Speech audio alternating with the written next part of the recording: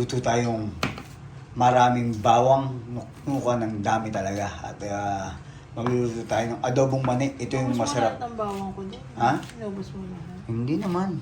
At talagang yung bawang na yan, ang, siyempre, ang ating kasama ng ating mani. Ayan, ito yung mani natin at ito yung expert na si Amiga sa pagluluto ng mani. Kaya ito yung ating gagawing negosyo sa Pilipinas dahil tayo ay Kuwait. Magtitinda siya ng mani sa Magtitinda bus. na ako ng mani. Alam mo yung sumasakay ka ng mani?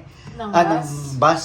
Tapos may nagtitinda ng mani kahit gabing-gabi na. Sabihin, Mainit bagong pa rin, bagong luto. luto. Pagka kinain mo, amoy lasa. Mainit, bagong luto. Na lasang ko na usok. Yung pala kanina pang umaga. O umaga pa, kanina pang sa sinasabi nila na bagong luto yung pala ay pan lang, ang tawag dito, chika-chika lang. Yan. Pero hindi naman tayo doon, masarap naman. Malasa naman talaga. Nagpapalasa doon, alam mo. Nagpapalasa doon. Ulit-ulit na gamit ng mantika. Pero Kasi nga, doon na niluluto yung bawang. So, malasa na. Pero isa yan sa nagsalba sa atin sa Pilipinas. Pagka ako bumabiyahe dati ng gutom at saka ang biyahe ko dati Mandaluyong, papuntang Laguna. Laguna, Mandaluyong. Saksi si Amiga dyan at gawa ng alam niya yung biyahe ko dati. Ganun kalayo. Sumasalba sa akin yung mani. Ang sumalba sa akin sa Pilipinas dati pagka ako bumabiyahe, siyempre solo lang tayo dati sa bahay. Hindi natin kasama si Amiga. Buti siya nagamo yun, no? Laguna. Burger minute. Ano ba? Minute burger. At saka mani. At saka, Pares. Saka pares. Yan ang sumalba sa akin sa Pilipinas. Pagka ako nagugutom, yan lang. Darating ako sa madaling araw sa Pasita. Ayun. Kakain ako ng minute burger. Yung buy one get one nila doon. Dati pa lang, lagi gusto ko, ayaw ko mabibitin sa pagkain. Buy one get one yun. Tapos malalaki talaga ang kinakain ko yung pinakamalaking burger. Ayun. Ang layo na ng usapan sa burger na tayo. Dito sa mani. Tayo, mabalik tayo dito sa mani. Ang layo na nga narating mo. Napunta tayo ng Laguna. Ayan o. At itong lahat ng bawang na to ay ilalagay natin sa mani. Ito masarap dito. Abangan natin mga amigo at amiga. Adobong mani. Ayun o. Nilagay na ni Amiga ang sandamakmak na bawang. Kaya kailangan nakaredy ka sa lagayan niya. Amiga, baka masunod. At yan ihahaluin natin. Yan masarap na kwan. Yung halo sa mani. Hindi na yung mga maliliit. May sili ka ba yan? Yeah. Ayun, kuha ka ng sili doon. At tayo, ito yung bawang. Masarap na adobong mani. Na Lulusot dito yung parang ang tawag dito, masarap na adobong mani na maraming bawang o adobong bawang na to na may halong mani. Ayun, tulad ng sinabi ko nga kanina, ay mani, ito yung binabaon ko na to. Tapos, nag-iiwas kami ni Amiga ngayon sa mga rice, sa mga carbo. Ay, pakonti-konti, kahit papano. Pero yung kanin talagang zero, tinanggal namin ni Amiga. Tapos, ang ginawa natin, talagang nag-iingat tayo ngayon sa ating kalusugan. Siyempre, tumatanda na tayo, nagkakaedad. Bilang isang OFW, meron tayong, siyempre, kahit papano, dapat ma-enjoy natin kung ano yung pinagtatrabahuan natin. At nagkakaroon tayo, baka hindi natin ma-enjoy yung ating pinagtatrabahuan. Kaya, ngayon pa lang, sabi nga nila, mahal ang low carb, pero mas mahal ang magkasakit.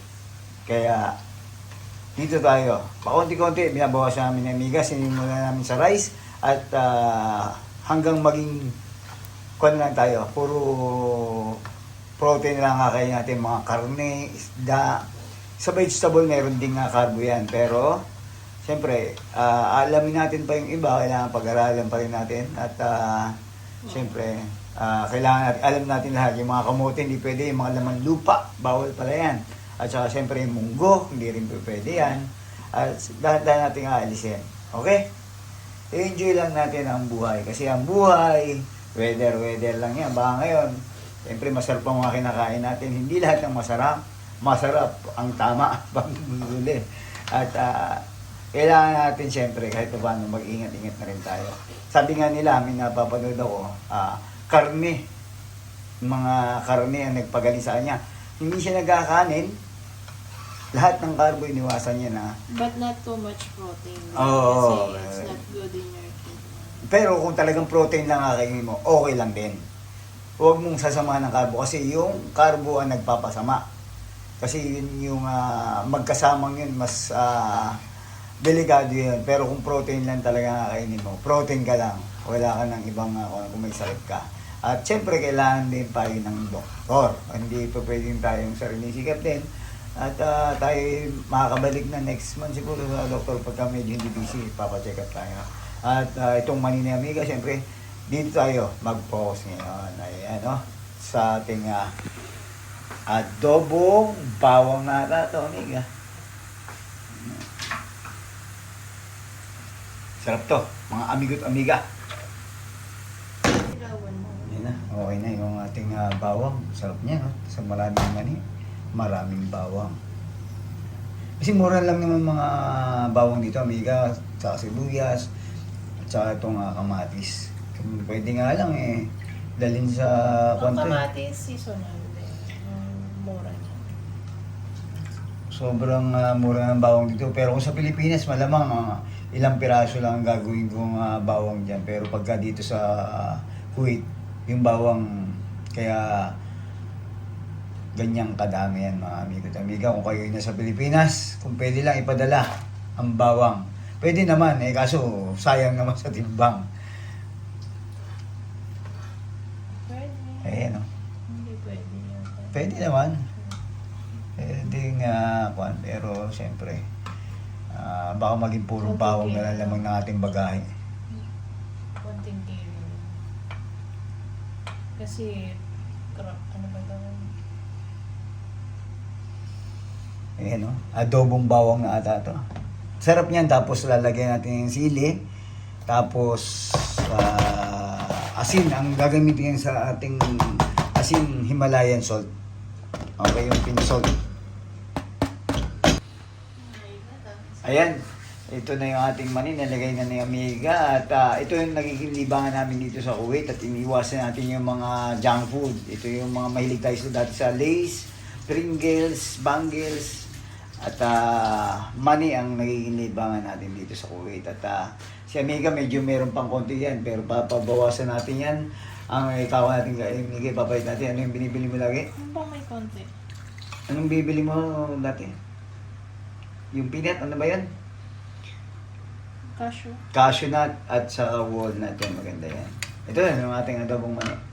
At lalagyan na Amiga ng siling berde. Wala kami pula, hindi nakabili ng pulang berde. Ano, pulang berde na pulang sili.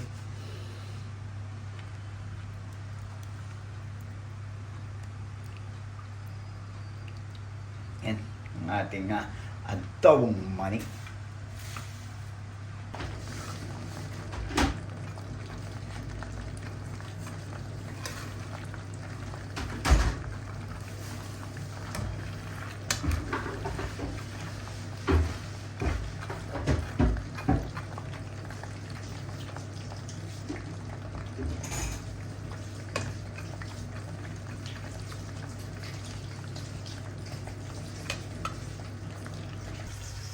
Ayan, shoutout sa lahat. Lahat ng nandito sa Kuwait. Ayan. Buhay Kuwait. Ano ba ang sikreto sa pagluluto ng mani? Dapat yan laging hinahalo? Yes. Para pantay ang Kasi pag ginanyan mo lang siya, sunod lang yung mga nasa ilalim. Hindi luto. Ganun ang maganda. Ayan. Hindi mo na yung mga nagluluto pa na ihalo-halo din sila. At saka, yung iba kasi sa Pilipinas, nilalagyan ng bechin, no? Yes. Kaya ka talagang malasa. Mm-hmm.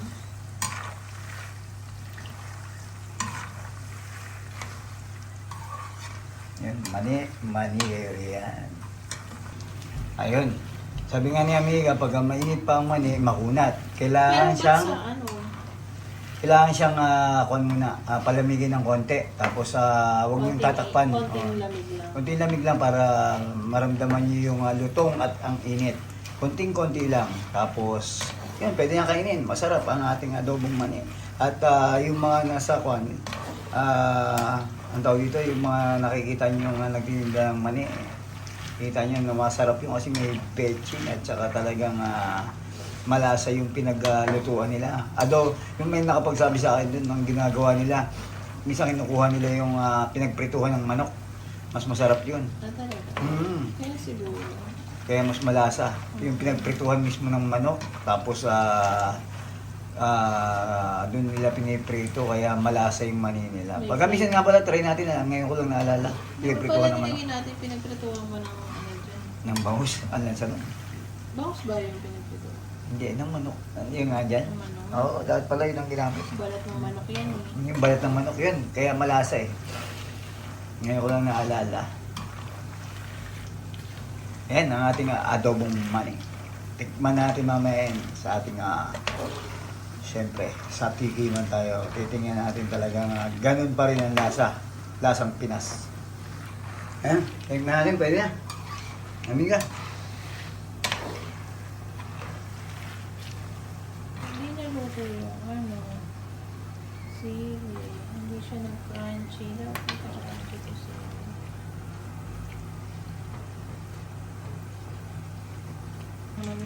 Yan na, ating mani. Amiga, lagay mo na. Ito na. Ito na ang ating mani. Ayan ang ating adobong mani na maraming bawang.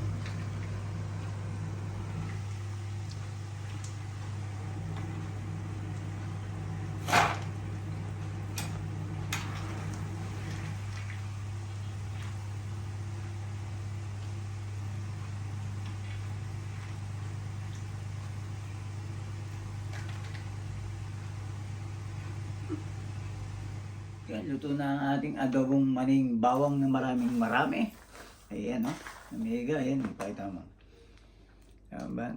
Kita nyo naman, hindi na kamay ang ginagamit ko, kutsara na. At meron tayo ditong ready. Ito yung pinagbabaunan ko ng mani. Ito yung pag pumapasok ko, ito na yung binabaon ko mani.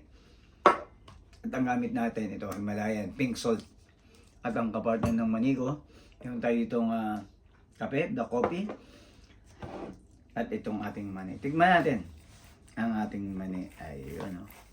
Hindi na ako, kutsara na. Mahit. Mahit yung kutsara. Ito mga kamay natin. Kasi nagkuhan yung kutsara kasi sinagkuhan. Nababad sa ano. Mahit pa yung kutsara. Yan, masarap. Kasi ang daming bawang. Sabi nga ni Amiga. Ang daming bawang na naman yan. Siguradong 1 week kami bawang ang aking kwan. Ang aking hininga. Ganun pala yan pagka marami kang bawang na nakain. Yung tanggal ng hininga mo, andun pa rin yung bawang na Amiga. Andun kahit matagal na, no? Yes. Tapusin natin to. Amiga, paalam ka na at diretso ako dito. Sarapan ka ba? Siyempre. Alam niyo po ba, ang 1 kilong maning yan, 3 to 4 days lang. Minsan hindi pa abot ng 4 days Matagal yan. pa nga yung trito puloy. Ingat po at respeto sa bawat isa. Enjoy lang. Nag-enjoy lang si Don Quixote.